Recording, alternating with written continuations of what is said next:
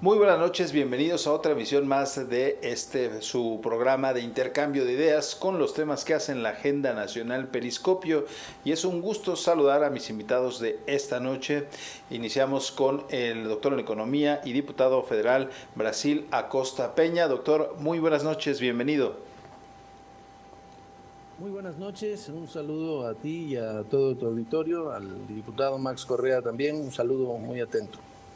También nos acompaña el diputado por el Congreso del Estado de México, integrante, por ejemplo, de la Comisión de Gasto Público, Max Correa, y perteneciente al partido de Morena. Diputado, bienvenido, muy buenas noches. Muy buenas noches.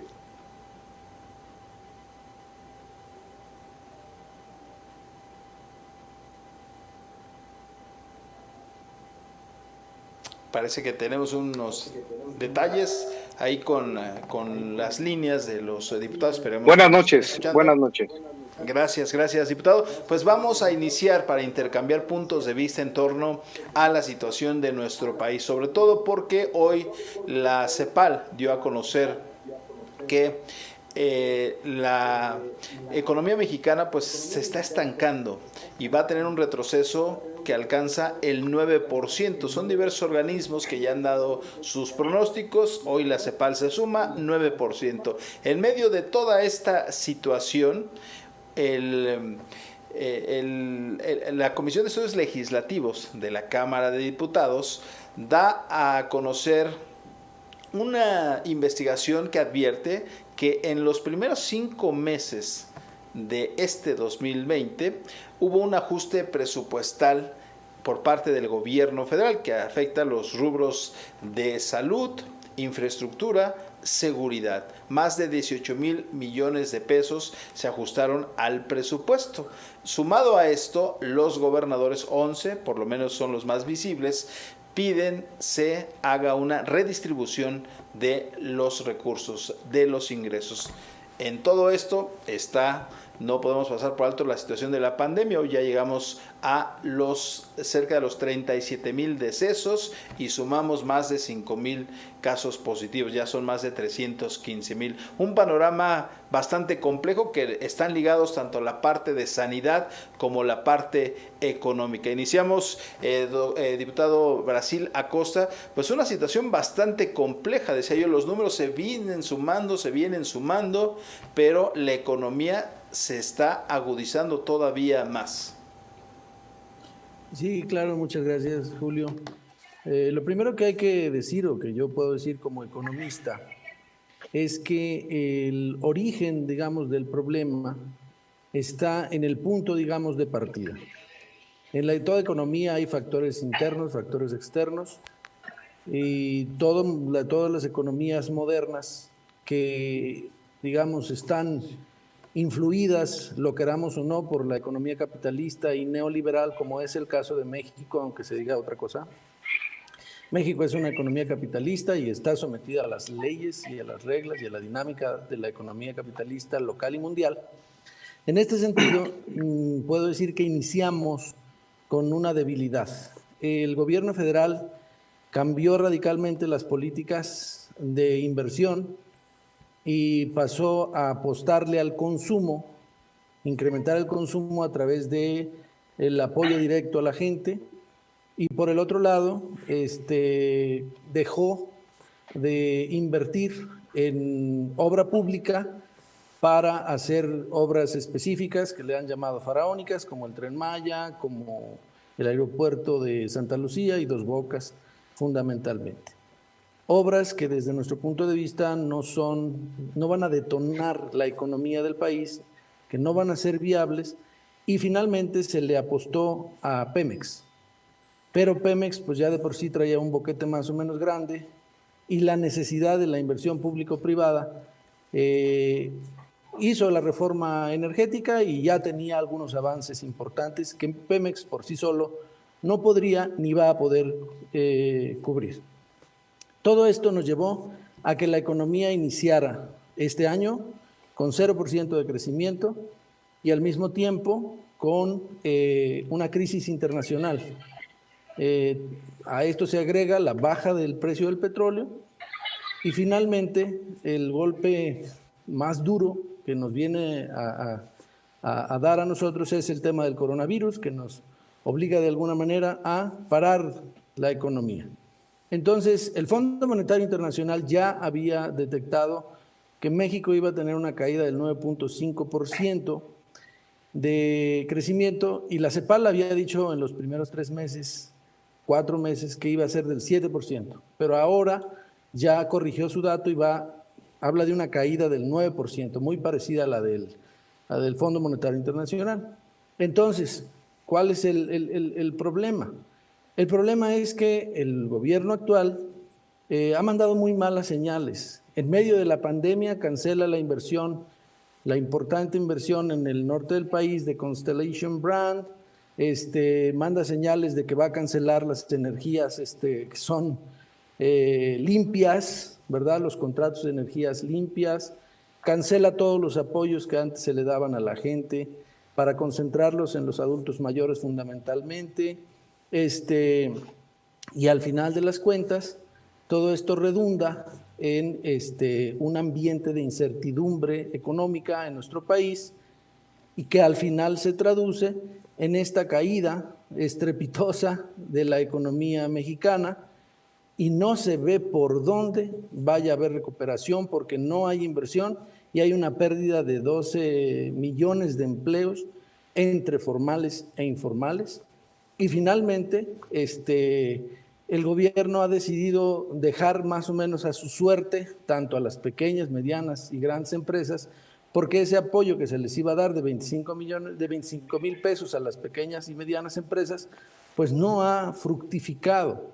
Y al final el resultado, como tú decías, es una baja de los ingresos porque no hay inversión, porque no hay empleo, y entonces se ha reducido la captación de ingresos del gobierno, y el resultado es este ajuste que está haciendo la CEPAL y que nos va a tardar 3 años en volver a donde estábamos inicialmente en este enero, es decir, al 0%. Y eso es muy grave porque al final de las cuentas va a crecer la pobreza, va a crecer la extrema pobreza, va a crecer el desempleo y por lo tanto todas sus consecuencias como la delincuencia, la falta de alimentación, entre otras cosas. Correcto, gracias al diputado federal Brasil Acosta. Diputado Max Correa, un panorama bastante complejo. Se advierte que este crecimiento pues está ahondando en la agudización económica, en el crecimiento de pobres, la pérdida de empleos.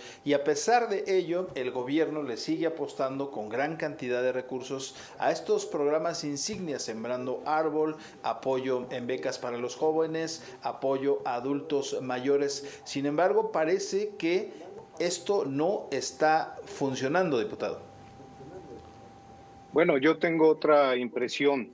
Primero que nada, bueno, saludo al diputado Brasil Acosta. Gracias por la oportunidad. Y hay en el diagnóstico algunas coincidencias. Efectivamente, venía el desarrollo capitalista mundial en sus ciclos, ¿verdad? Y veníamos en un ciclo de caída. Eso lo debe tener clara la ciudadanía. Y en ese ínter se da la alternancia, el triunfo del presidente Andrés Manuel. Efectivamente, en el primer año de gobierno del presidente, empieza a hacerse los ajustes al presupuesto, a los programas. Y hay que decirlo también, el capital nacional y extranjero detuvieron un poquito también su participación en las inversiones, pues presionando también al nuevo gobierno. Esto nos llevó a una desaceleración de la economía que ya traíamos por los ciclos del capitalismo, pero también hay que recordar otras cosas. El gobierno del presidente Andrés Manuel pone en marcha un conjunto de programas de bienestar que ahora son derechos exigibles, ¿verdad? Como los que ya dieron cuenta ustedes, pero también por primera vez en la historia del país se rompió con ese control de los minisalarios y empezó bajo una concertación con los empresarios a incrementarse el salario mínimo para todos los mexicanos. Hay que destacar también que sin incrementar impuestos y sin endeudar al país, se mantienen los programas sociales en ese primer año de caída a nivel global del ciclo capitalista, pero también hay que decir otra cosa. Nos cae este tema de la pandemia. Este impacto es un impacto para la economía mundial, no solamente para nuestro país, y desde luego que acelera y agrava más la situación que ya de suyo veníamos trayendo. Sin embargo, pienso que hay algunos elementos positivos. La propia puesta en marcha del Tratado de Libre Comercio entre México,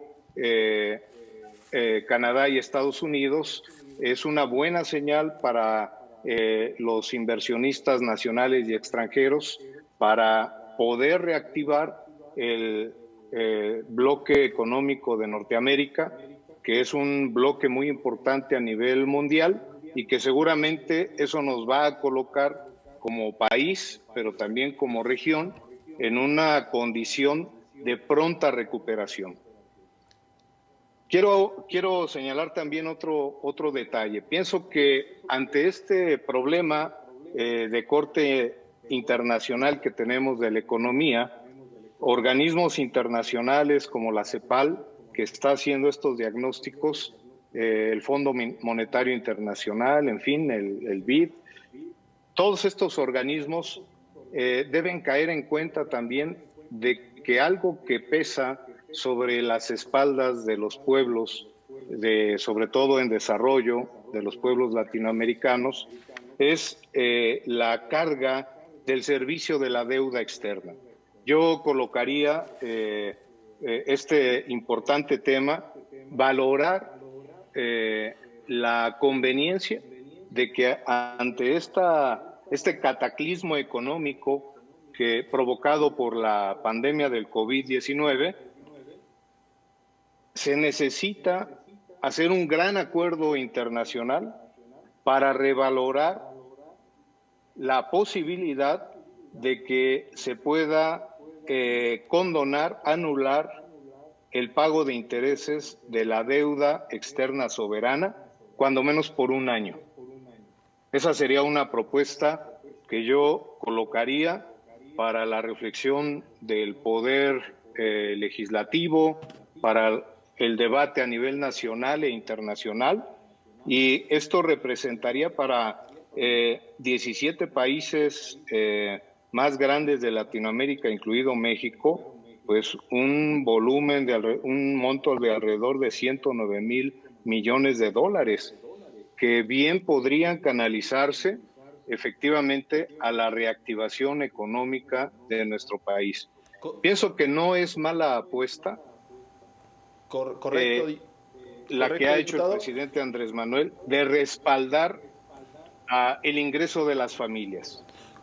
Y creo que se ha mantenido también la política de respaldar a las micro y pequeñas empresas, y poco a poco está llegando ese apoyo a los de abajo. Desde luego los de arriba están molestos, porque normalmente la receta era que todo se inyectaba arriba para que fuera cayendo algunas migajas abajo.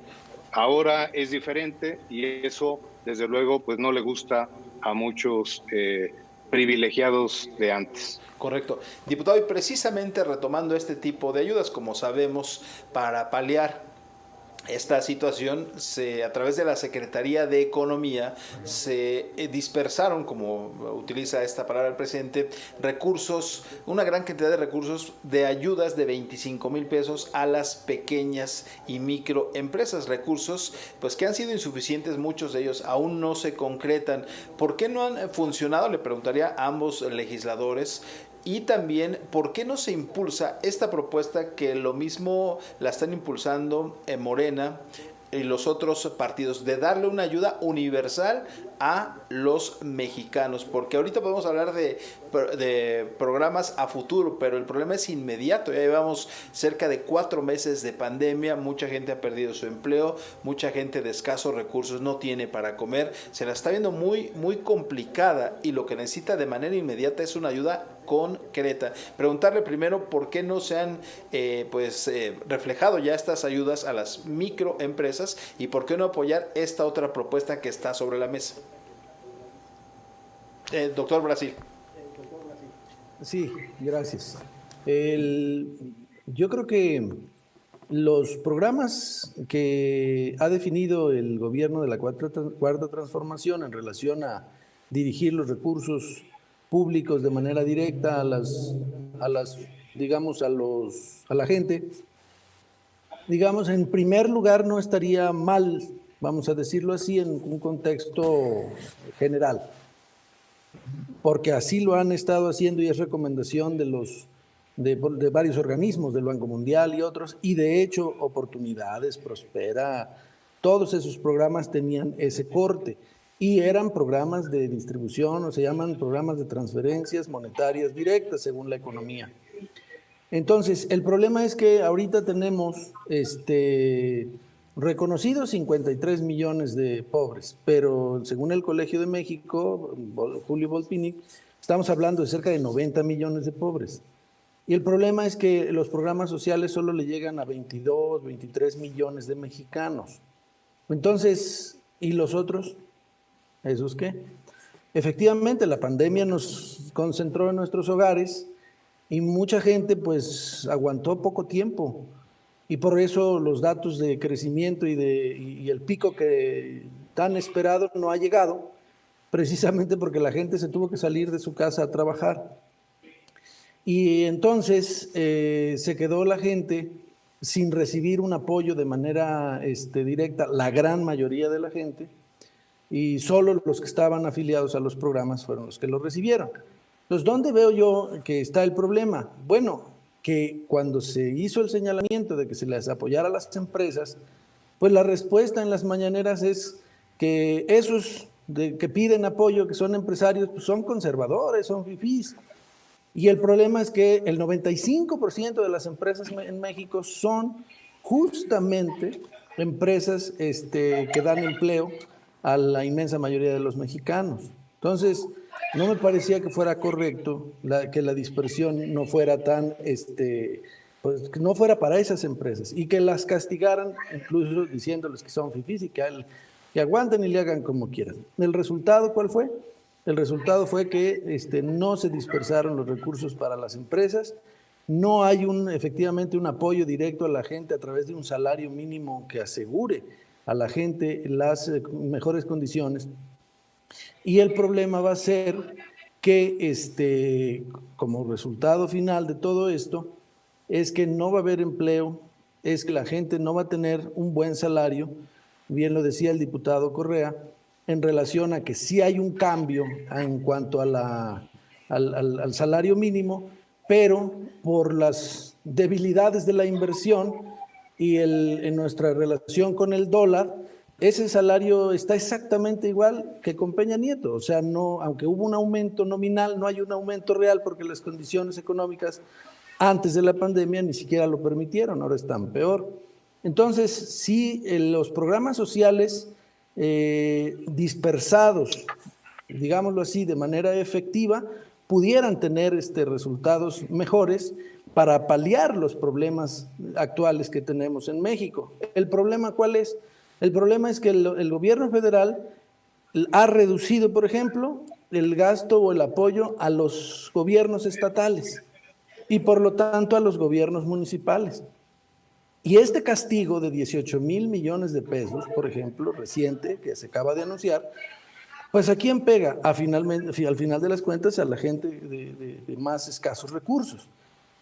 Y el gobierno federal y el presidente no quieren reducir ahorita los gastos en sus proyectos estrella. en el Tren Maya, en la refinería de Dos Bocas, en Santa Lucía, pero entonces sí prefieren afectar a la gente humilde recortándole a los estados y a los ayuntamientos. ¿Será esa la política correcta? Nuestra opinión es que no. Y bueno, yo soy de una organización social que defiende a la gente más humilde y hemos visto en nuestras colonias y en muchas zonas que no están los servidores de la nación yendo con toda la gente. Y pongo solo un ejemplo. Colonia Víctor Puebla, Texcoco. Los servidores de la nación hicieron un censo de 115 adultos mayores. De esos 115 adultos mayores solo llegaron 15 tarjetas. Y de las 15 tarjetas, solamente 10 traían dinero, 5 no. Entonces hay un rezago terrible. En Chimalhuacán hay 80% de adultos mayores que no han recibido su pensión como se les dijo. Solamente el 20%. Entonces, en ese ritmo y con estas características no vamos a poder sacar adelante a la gente como se prometió. Correcto. Diputado Max Correa, falta de efectividad de estos programas y la otra propuesta, darle una ayuda universal a los mexicanos. ¿Qué opina? Sí, bueno, desde luego no coincido con lo que expresa el diputado Brasil. Con todo respeto lo digo, los programas sociales del bienestar están atendiendo a cerca de 70 millones de hogares de mexicanos. Y debo decir también que los apoyos a la micro y pequeña empresa en los distintos territorios del país están llegando en esos montos de 25,000 pesos porque se levantó un censo desde la transición del presidente Andrés Manuel para ubicar cuáles eran las micro y pequeñas empresas y efectivamente está transitando en base a ese censo y a la comprobación de que efectivamente son empresas que hasta la entrada en vigor de la pandemia estaban funcionando y operando y está ejerciéndose ese apoyo. Coincido en un planteamiento que es importante. Necesitamos, sin lugar a dudas, que los empresarios nacionales, los grandes, ¿verdad?, pues verdaderamente se pongan a la altura de lo que es la necesaria competitividad que se requiere y aprovechar las ventajas que les ofrece tanto la banca de desarrollo como incluso instrumentos de banca internacional. Hay un banco que se conformó desde el Tratado de Libre Comercio y que es necesario que se pueda reactivar para que el TEMEC pueda de alguna manera operar y funcionar con cooperación y con apoyo de estos instrumentos. Sobre el tema de las participaciones federales, quiero decir que el secretario de Hacienda le propuso a los gobernadores hace ya algunas semanas potenciar el famoso FEIEP, que es un fondo de participaciones es un fideicomiso para potenciar las participaciones federales. Todos los gobernadores prácticamente, incluido el del Estado de México, firmó ese convenio, ¿verdad? Y el Congreso local le autorizó a los municipios participar también de esta estrategia financiera para que las participaciones federales, ¿verdad?, no se caigan y las participaciones federales hacia los municipios tampoco se caigan, las que van a los estados y a los municipios. Cada municipio soberanamente en su cabildo va a determinar si se acoge a los beneficios de este esquema financiero que diseñó el secretario de Hacienda del Gobierno de México. Y ese esquema nos va a permitir, de alguna manera, evitar que las participaciones federales caigan y que los compromisos asumidos por los gobiernos estatales y municipales dejen de cumplirse, sobre todo los que son esenciales y estratégicos para enfrentar la pandemia y también la reactivación económica que es necesaria. Quiero decir también que efectivamente yo sí coincido con la necesidad de que se pudiera diseñar, porque es propuesta de la izquierda desde hace mucho tiempo. Organizaciones como la que yo represento lo hemos planteado a través de la Unión Nacional de Trabajadores, a través de las organizaciones campesinas, un ingreso mínimo vital, como funciona en otras naciones. Creo que es necesario, pero mira lo que sucedió en el Estado de México. No obstante que hay legislación para que opere el seguro de desempleo, en el Estado de México el gobernador nos hizo una vacilada. Publicó una convocatoria para los mexiquenses que quisieran participar, la bajó luego del portal, luego la volvió a subir y solamente dio 20 horas a los ciudadanos para que se pudieran inscribir. Y cuando muchos se quisieron inscribir, resulta que el sistema se agotó y ya no pudo incorporar más que, decimos nosotros, el padrón que ya traía guardadito el gobierno del Estado con un esquema clientelar en favor de su partido. Por esa razón, desde el Congreso del Estado, ya el presidente de la comisión del órgano de fiscalización está ordenando una auditoría al programa de seguro del desempleo que puso en función o que quiso poner en función el gobernador Alfredo del Mazo y que está haciendo una vacilada, la verdad. En el caso de los programas del gobierno de México no funciona así, es una cuestión transparente, todos los días por la tarde. Yo invito a los ciudadanos a las 5 de la tarde, se ofrecen conferencias de prensa, información acerca de cómo están operando los apoyos a las micro y pequeñas empresas, los programas del bienestar para jóvenes construyendo el futuro, las becas Benito Juárez para los estudiantes de preparatoria, de universidad, en fin, y el apoyo a los adultos mayores. Mi suegra acaba de cobrar ayer su apoyo de adulto mayor en Tlalnepantla. No había podido cobrar los apoyos anteriores y cerca de los acumulados, cerca de 9,000 pesos si me lo permite, diputado, llegó en su esquema de apoyo. Entonces, los programas del bienestar del presidente López Obrador son una verdad y no son una mentira y son universales para toda la población, no son clientelares.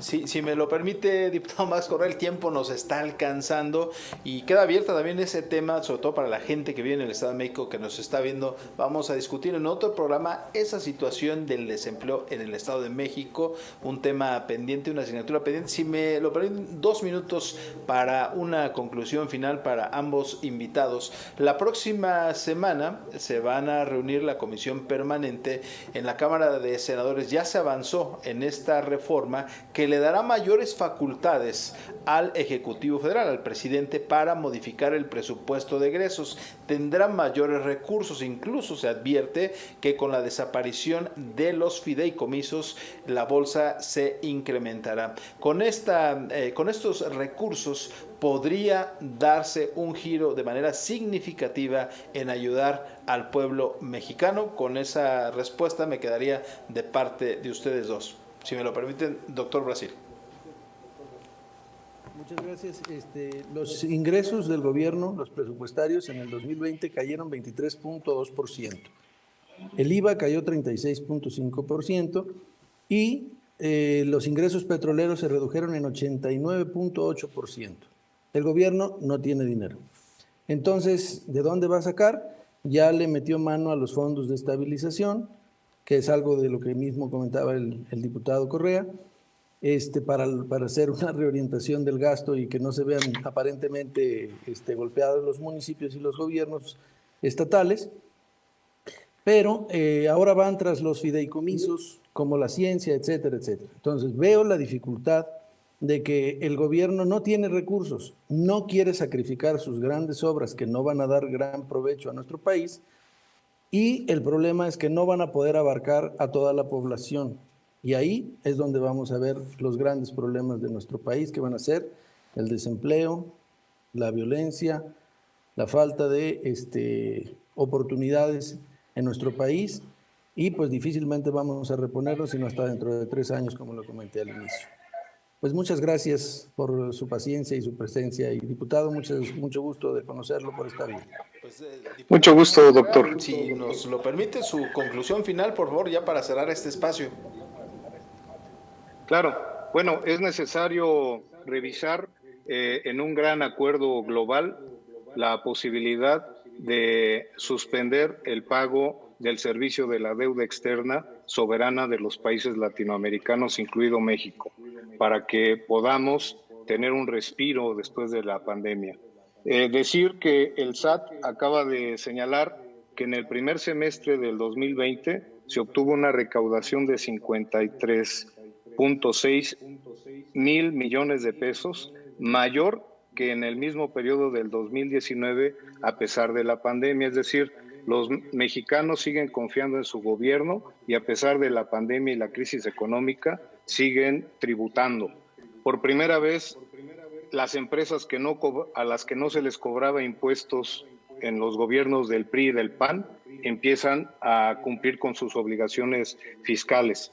Yo pienso que el aeropuerto Felipe Ángeles, el tren México-Toluca y todas estas obras como el Tren Maya, la refinería, todas estas obras estratégicas para el desarrollo del sur-sureste de nuestro país y del centro van a detonar tremendamente la competitividad en los próximos años hacia la segunda mitad del sexenio, del mandato del presidente Andrés Manuel López Obrador, porque estoy seguro que en el 2022 el pueblo de México lo va a ratificar en su mandato una vez más.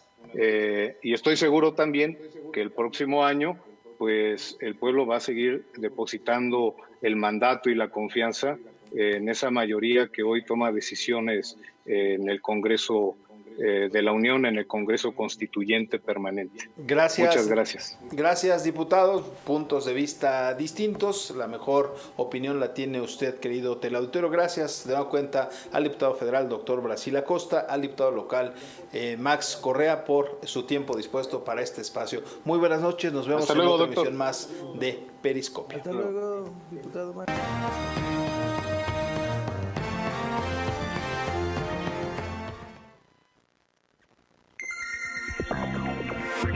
Yeah.